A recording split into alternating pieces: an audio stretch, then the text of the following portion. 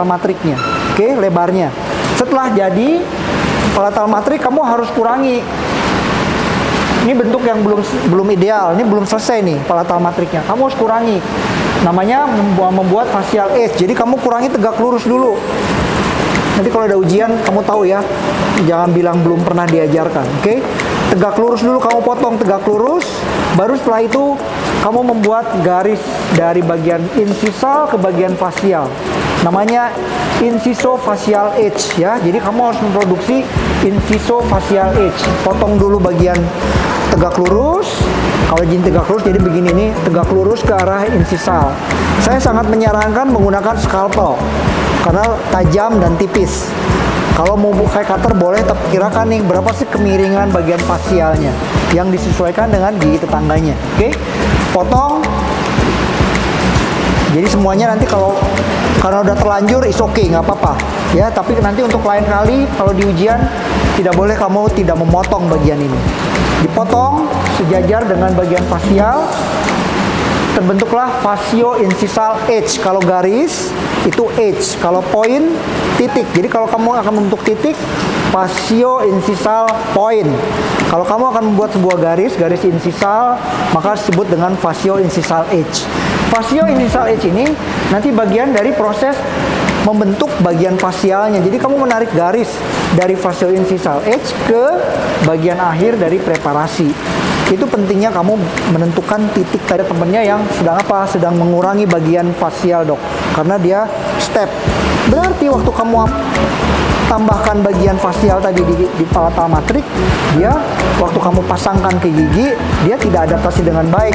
Mestinya dia ketemu plek begini, karena kamu tidak koreksi bagian cervicalnya, dia mungkin masih mengangkang begini.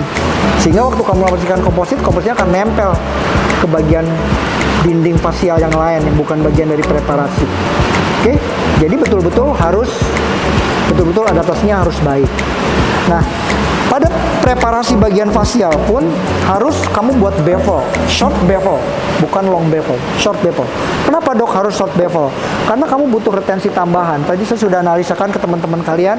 Kalau kamu menempelkan ini permukaan gigi preparasi, ini komposit, tidak kamu bevel, dia nempel begini aja kan? Ini adaptasinya bagus nih, ada matrik di sini dengan baik. Tak begini aja. Bandingkan kalau kamu bikin bevel, dia punya kemiringan, kompositnya masuk seperti ini. Mana yang lebih kuat? Yang ada bevelnya tentunya, karena permukaan yang ditempel komposit lebih luas. Jadi harus di bevel bagian palatal. Dok, kalau ternyata saya masih melakukan kesalahan, ada step di bagian palatalnya. Pengurangannya bukan dengan bor, karena akan mengurangi bagian gigi, dan ngebornya pun harus hati-hati. Kamu harus menggunakan loop untuk melihat batas antara tambalan kamu dengan gigi. Nggak akan bisa sure, saya udah puluhan tahun praktek pun saya tidak bisa memastikan apakah saya mengurangi komposit atau gigi. Kontrolnya tidak akan baik, jadi harus pakai scalpel nomor 12, kamu krok pelan-pelan sampai halus. Ya, jadi itu ingat sekali, hari kelas 4 tuh seperti itu tahapannya. Tadi saya sudah utarakan juga, kelas 4 termasuk semua restorasi itu tidak mengenal dikira-kira, semuanya dengan perhitungan. Lalu kalian harus pahami proses SOP-nya, standarisasinya. Saya mulai dari mana, lakukan terus bertahap, baru kamu melatih skill kamu. Jangan ujuk-ujuk saya pengen jadi tambalan bagus, skill saya pengen dilatih. No. Stepnya dulu kamu kuasai dulu stepnya, baru kamu saya bisa mereproduksi silikon matrik dengan baik. Kamu tahu kekurangannya di mana. Oh, saya bisa mengaplikasikan bahan komposit dengan baik. Kamu tahu kekurangannya di mana. Oh, saya bisa memoles dan membentuk dengan baik. Kamu tahu kekurangannya. Baru skillnya kamu tingkatkan pelan-pelan. Jadi jangan langsung bicara skill, kemampuan membuat yang baik, tapi pahami dulu proses-prosesnya. Ya, lalu tadi ada koreksi juga penggunaan flowable, dok. Ada yang kamu pakai apa? Flowable untuk cangkang yang pertama. Jadi kamu mau produksi cangkang kan dengan palatal matrik dibentuk cangkang. Itu tidak pakai flowable tapi pakai packable. Saya pernah lihat video, beberapa video memang mengaplikasikan dulu. Jadi si komposit packable-nya diaplikasikan di palatal matriknya, right? Dengan ketebalan tidak lebih dari 0 bagian yang sempit. Kamu bayangkan ya, ini dinding facial, kamu bikin bevel, right? Ini komposit kamu masuk ke sini. Kan kemungkinan waktu kamu aplikasi komposit, ini ada daerah yang terjebak, bubble. Nah, supaya dia padat, dikasihlah flowable composite, shred, diratakan, cure. Jadi ada kombinasi antara packable composite dan flowable composite. Jadi bukan totally pakai flowable composite. Nggak boleh digunakan flowable composite untuk cangkang. Kita harus menggunakan flowable composite. Dan ini adalah semua kakak kelas kalian yang koas kalau ditanya teknik apa? Incremental. No, salah kalau kamu jawab incremental.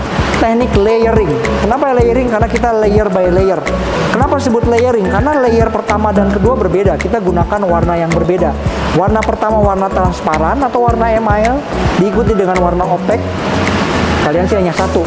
Nanti kalau praktek harus punya tuh warna opaker. Satu warna dentin, baru terakhir dengan ketebalan 0,2 mili warna email lagi atau warna transparan. Jadi makanya layer by layer di tengah. Makanya teknik layering. Jelas? Ada pertanyaan? Saya koreksi lagi.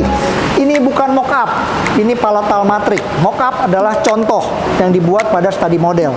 Oke, yang kedua, teknik yang digunakan adalah teknik layering, bukan teknik incremental. Kenapa? Karena kita melakukan selapis demi selapis. Kenapa harus selapis demi selapis? Karena warna email dan warna dentin berbeda. Jelas? Oke, lakukan lagi semuanya. Polishing, polish itu satu. Polish itu jangan. Enggak, gerakan polish itu satu arah. Dok, saya mulai dari mana? Terserah. Mau dari cervical ke insisal boleh, tapi harus shred. Shred. Saya pengen dari insisal ke cervical, boleh. Shred. Shred bukan shred ke shred, ke shred, ke shred, ke shred itu mah ngepel namanya ya. Kalau polish satu sisi shred dan jangan ditekan ya. Pelan, smooth. Mulai belajar tangannya diatur. Shred. Shred terus dilihat ya. Udah halus belum, jangan. Nah, kamu harus dihayati prosesnya. Oke? Oke. Ada pertanyaan? Jadi nanti kalau ujian pembuatan palatal matrix seperti itu prosesnya ya. Oke? Ya.